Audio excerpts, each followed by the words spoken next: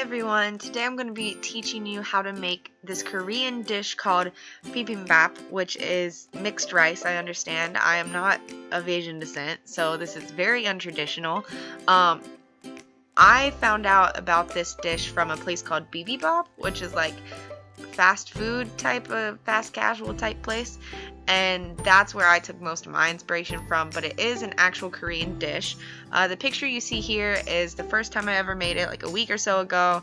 Today I didn't make it quite so artfully, but it's the same recipe.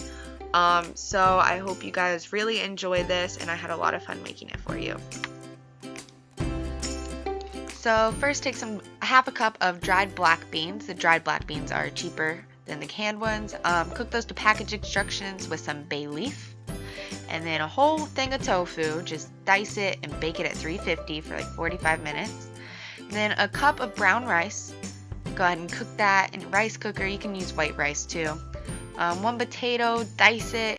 Toss the diced potatoes with some spices, and then also take a carrot, julienne it, toss it with some sesame oil.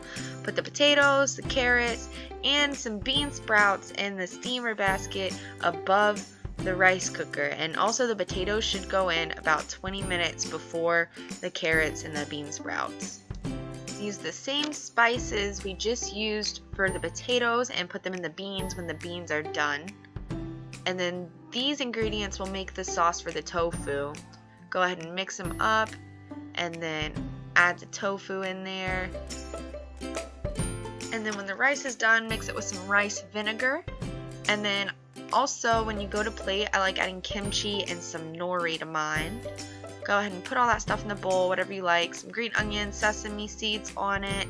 And then also add the beans. I forgot to add the beans in the other pictures. And then mix, mix, mix. And thank you guys for watching this very untraditional version of Bibimbap.